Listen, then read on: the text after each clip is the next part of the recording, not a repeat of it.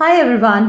तो आज हम बात करेंगे फंगल इन्फेक्शन के बारे में कि किस तरीके से फंगल इन्फेक्शंस हमारे बच्चों की और जनरली एडल्ट्स में भी लीजन्स कॉज कर सकते हैं, इचिंग फील हो सकती है, स्केली स्किन फील हो सकती है। और अभी कोविड के टाइम पे तो हमने म्यूकोरमाइकोसिस के बारे में बहुत सुना है। तो आज में हम बात करेंगे कि किस तरीके से हम हमारी बॉडी की immunity towards the fungal infection बढ़ा सकते हैं।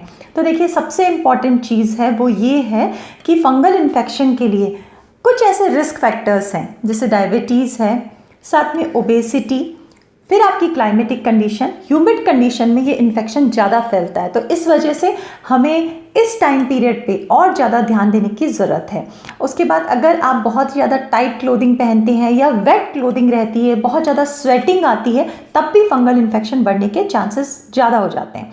तो आज हम बात करेंगे कि सबसे पहले दो तरीके से कि एक तो आप अगर आपको फंगल इन्फेक्शन स्किन पे होता है तो हम क्या क्या चीज़ों को अप्लाई कर सकते हैं, और दूसरी चीज़ हम अपनी डाइट में ऐसे क्या चेंजेस कर सकते हैं कि हमारी बॉडी की इम्यूनिटी इसके खिलाफ स्ट्रेंथन हो। तो सबसे पहली चीज़ है जो ज़्यादातर सेशन में हम बात करते हैं अबाउट योर गट माइक्रोबायोम, कि आप किस तरीके से हमारे जो गट के हेल्दी बैक्टीरिया होते हैं उनकी हेल्थ को हम मेंटेन कर सकते हैं।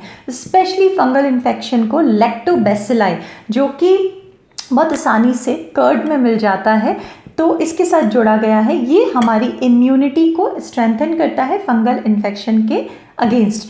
तो अपने खाने में कर्ड ज़रूर रखें।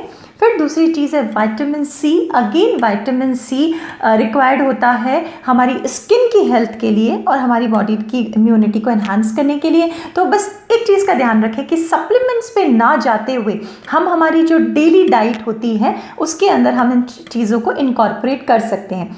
कई बार हम जैसे बच्चों को रिकरेंट फंगल इन्फेक्शन होता है तो हम नहीं चाहते कि उनको बहुत ज़्यादा मेडिकेशन दी जाए, तो इन सब चीज़ों का आप इस्तेमाल कर सकते हो। तो जब हम विटामिन सी की बात करते हैं तो जैसे सिट्रस फ्रूट्स हैं, साथ में जितना हमें विटामिन सी का रिक्वायरमेंट होता है अराउंड 80 मिलीग्राम से लेके 120 मिलीग्राम तक, depending on your age and other factors. तो उसको हम कैसे पूरा कर सकते हैं? बहुत सिंपल चीज़ है, आप अपने खाने में जो फ्रूट्स हैं, वेजिटेबल्स हैं, उनको रखिए। और मोस्ट इम्पॉर्टेंटली जो हमारा त्रिफला आता है उसको आप ले सकते हो। आंवले का आप इस्तेमाल कर सकते हो। बच्चे को देने के लिए आंवला एक बहुत ही अच्छा सोर्स है विटामिन सी का।